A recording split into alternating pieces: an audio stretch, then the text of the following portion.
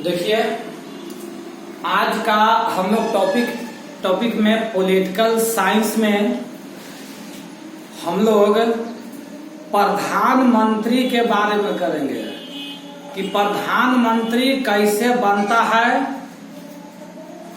और उसको बनाया कैसे जाता है और शपथ ग्रहण कैसे होता है और उसका क्या क्या कर्तव्य है, इस सबके बारे में हम पढ़ेंगे। आप लोग बढ़िया से देखिएगा। कुछ दिन पहले महान्यायवादी के बारे में बताया गया था, नागरिकता बता दिए थे, मौलिक कर्तव्य बता दिया गया है, भाग भी बता दिया गया है। तो इस सब के बारे में हम क्लास किए। आज हम लोग क्लास जो होता है से प्रधानमंत्री के बारे में बता रहे हैं। आप लोग ध्यान से सुनिएगा और बढ़िया से समझिएगा। प्रधानमंत्री, देखिएगा, प्रधानमंत्री के बारे में आज करेंगे। तो एक जो है सब भाग 5 का डायग्राम हम दिए होंगे वीडियो में, आप लोग देखे होंगे भाग 5 का। तो उसमें सब बतावल गया होगा प्रधानमंत्री, मंत्रिपरिषद, कार्यपालिका, न्यायपालिका, ये सब देखे होंगे। तो अब यहाँ देखिएगा प्रधानमंत्री के बारे में। तो पहले हम 1 नंबर पर हम भूमिका करते हैं। भूमिका 1 नंबर पर जो है से हम भूमिका करते हैं कि भारत में जो है से संसदीय शासन व्यवस्था है। ये क्वेश्चन है हम लोग का। भारत में जो है संसदीय शासन व्यवस्था है और संसदीय शासन व्यवस्था कहाँ से लिया गया है? तो ये ब्रिटेन के संविधान से लिया गया है। ये जो लिया गया है वो आपका ब्रिटेन के संविधान से लिया गया है। क्योंकि आप जानते हैं कि हमारा देश का संविधान होता है, विश्व का सबसे बड़ा संविधान है। जो देश के अच्छा चीज लगा उस देश से ग्रहण भी कर लिया है। तो ध्यान दीजिएगा। तो भारत में संसदीय शासन व्यवस्था है। ये व्यवस्था जो है ब्रिटेन के संविधान से लिया गया है। कार्यपालिका का वास्तविक प्रमुख यहाँ प्रधानमंत्री होता है। बहुत इंपॉर्टेंट क्वेश्चन है। कार्यपालिका का वास्तविक प्रमुख जो होता है सब प्रधानमंत्री होता है। और जब संवैधानिक प्रमुख कह देगा तो उसका अनुसार राष्ट्रपति होता है। संवैधानिक कहिए चाहे फिर आपको अवास्तविक कहिए, तो अवास्तविक और संवैधानिक प्रमुख कहेगा तो इसका आंसर राष्ट्रपति होगा। और जब कहेगा कि वास्तविक प्रमुख कौन होता है तो प्रधानमंत्री। अब देखिएगा अनुच्छेद 75 में कहता है, अनुच्छेद इंपॉर्टेंट है। अनुच्छेद 75 में कहता है कि भारत में एक प्रधानमंत्री होगा जो मंत्रिपरिषद का प्रमुख होता है। भारत में जो होता है एक आपको प्रधानमंत्री होगा जो मंत्रिपरिषद का प्रमुख होता है। पर किस अनुच्छेद में वर्णन है? तो अनुच्छेद इसका 75 में वर्णन है। तो भैया ये क्वेश्चन है, बता देते हैं कि भारत में एक प्रधानमंत्री होगा तो इसका किस अनुच्छेद में है? तो 75 में है। 75 में जो मंत्रिपरिषद का प्रमुख होता है। तो यहाँ पर 2 क्वेश्चन कि मंत्रिपरिषद का प्रमुख कौन होता है? तो एक आंसर होता है प्रधानमंत्री। भारत में एक प्रधानमंत्री होगा तो इसका उल्लेख किस अनुच्छेद में है? तो 75 में है। कार्यपालिका का वास्तविक प्रमुख कौन होता है? तो प्रधानमंत्री। भारत में संसदीय शासन व्यवस्था है। ये कहाँ से लिया गया है? तो ब्रिटेन के संविधान से लिया गया है। तो ये हम लोग का इससे संबंधित भूमिका था। प्रधानमंत्री का नियुक्ति होता है। यहाँ भी क्वेश्चन है कि क्वेश्चन रहता कैसे कि प्रधानमंत्री के होता है। ऑप्शन रहेगा नियुक्ति, ऑप्शन रहेगा निर्वाचन, ऑप्शन रहेगा मनोनीत। इनमें से कोई नहीं तो आंसर होगा नियुक्ति।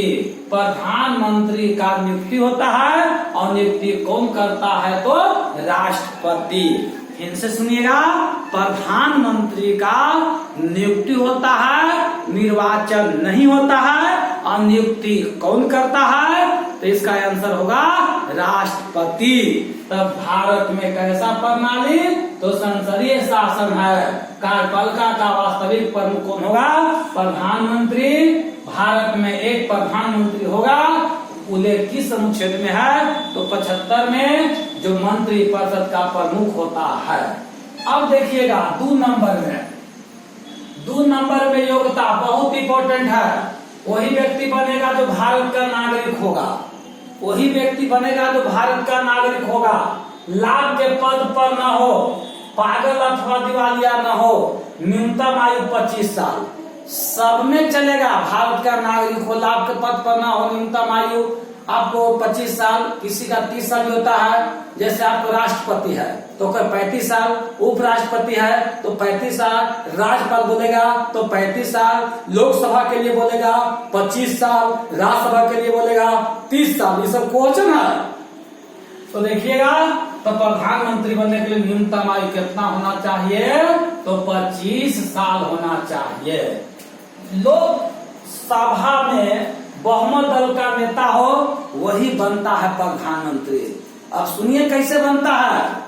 उसी व्यक्ति को बनाया जाता है जो लोकसभा में बहुमत दल का नेता हो। लिखा है, देखिए लिखा है, लोकसभा में बहुमत दल का नेता हो, उसी को बनाया जाता है। मान लीजिए कि जब बहुमत दल का नेता ना हो तो लिखा है, वो भी स्टेप लिखा है कि जब किसी दल का बहुमत नहीं होता है, जब किसी दल का बहुमत नहीं होता है तो राष्ट्रपति किसी भी दल के नेता को प्रधानमंत्री बना सकता है, प्रधानमंत्री जो है नियुक्त कर सकता है, परंतु निश्चित अवधि के अंदर उसको बहुमत साबित करना होगा। अगर वो बहुमत साबित कर देगा तो प्रधानमंत्री अपने पद पर बना रहेगा, अगर नहीं रहेगा तो उसका फिर समाप्त हो जाएगा। फिर से सुनिएगा, प्रधानमंत्री के नियुक्ति होता है और नियुक्ति राष्ट्रपति करता है। वही व्यक्ति बनता है जो लोकसभा में बहुमत दल का नेता होता है। और जब बहुमत दल का नेता नहीं हो, जब बहुमत किसी को नहीं प्राप्त हो, तब प्रधानमंत्री राष्ट्रपति किसी भी दल के नेता को प्रधानमंत्री नियुक्त कर सकता है। एकदम साफ लिख दिया गया है जी कि जब किसी दल का बहुमत नहीं होता है,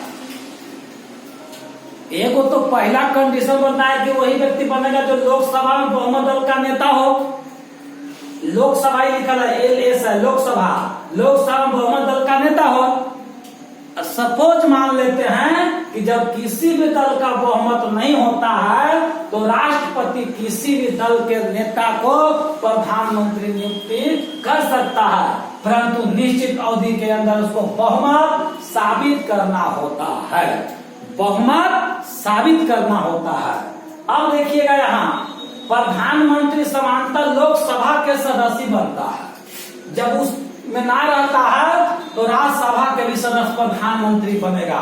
तो कोई कहेगा कि राज्यसभा के सदस्य बताओ तो कोई प्रधानमंत्री बना है, तो आप बताइएगा कि इंद्र कुमार गुजराल राज्यसभा के सदस्य था, इंदिरा गांधी राज्यसभा के सदस्य, मनमोहन सिंह राज्यसभा के सदस्य, HD देवगौड़ा, H यानी HD यानी देव गौड़ा, ये भी राज्यसभा के सदस्य, राज्यसभा के सदस्य होते हुए भी इस प्रधानमंत्री बना है।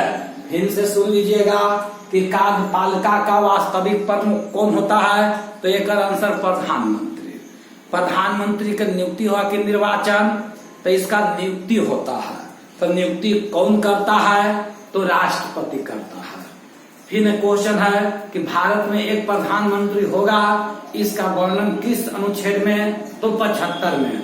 प्रधानमंत्री मंत्री परिषद का प्रमुख होता है, मंत्री परिषद का प्रमुख होता है। प्रधानमंत्री बनने के लिए न्यूनतम आयु 25 साल होना चाहिए।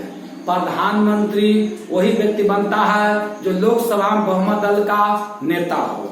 जब किसी का बहुमत दल न प्राप्त होता है तो राष्ट्रपति किसी को प्रधानमंत्री नियुक्ति कर सकता है, लेकिन निश्चित अवधि के अंदर उसको बहुमत साबित करना होता है। सामान्यतः लोकसभा के सदस्य ही प्रधानमंत्री बनते हैं, परंतु राज्यसभा के भी सदस्य बन सकता है और बना भी है। जैसे इंदिरा गांधी, इंद्र कुमार गुजराल, मनमोहन सिंह, HD देवगौड़ा, इस राज्यसभा के सदस्य होते हुए भी प्रधानमंत्री बना है।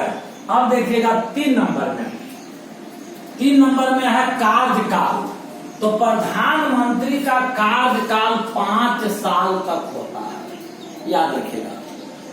प्रधानमंत्री का कार्यकाल जो है 5 साल तक होता है। 5 साल से पहले भी स्वेच्छा से त्याग पत्र दे सकता है। तो भाई त्याग पत्र किसको देगा?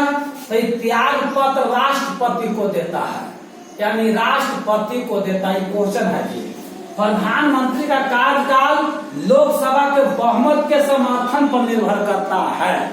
फिर से सुन लीजिएगा, प्रधानमंत्री का कार्यकाल लोकसभा के बहुमत के समर्थन पर निर्भर करता है। प्रधानमंत्री का शपथ ग्रहण राष्ट्रपति के द्वारा किया जाता है। ये क्वेश्चन है कि प्रधानमंत्री को शपथ ग्रहण कौन कराएगा? तो एक आंसर होगा राष्ट्रपति। अगर ये ना रहेगा तो इसके द्वारा कोई नियुक्त व्यक्ति करवाता है। इसका वेतन और भाता तो केंद्रीय संचित निधि से मिलता है। इसका वेतन और भाता जो है केंद्रीय संचित निधि से मिलता है। किसका? प्रधानमंत्री का। फिर से सुन लीजिएगा, इसका वेतन भाता कहाँ से मिलेगा? तो केंद्रीय संचित निधि से। अब कहेगा कि केंद्रीय संचित निधि का किस अनुच्छेद में है? तो एक आंसर मारिएगा, यानी 266। बहुत इंपॉर्टेंट क्वेश्चन है ये। 266 केंद्रीय संचित निधि का उल्लेख 266। तो राष्ट्रपति, उपराष्ट्रपति, सर्वोच्च न्यायालय के न्यायाधीश, मुख्य न्यायाधीश, अन्य न्यायाधीश, जितना भी सबका वेतन वगैरह होता है तो सब केंद्रीय संचित निधि से ही मिलता है, याद रखिएगा। अब देखिएगा, इसका वेतन भत्ता केंद्रीय संचित निधि से। वेतन को छोड़ करके अन्य सुविधा जो दिया जाता है उसको हम लोग भत्ता बोलते हैं। इसका शपथ ग्रहण राष्ट्रपति के द्वारा। इसका शपथ ग्रहण राष्ट्रपति के द्वारा। अब यहाँ पर देखिएगा, ये अपने पद पर 5 वर्ष की आयु तक रहता है। 5 वर्ष की आयु तक रहता है।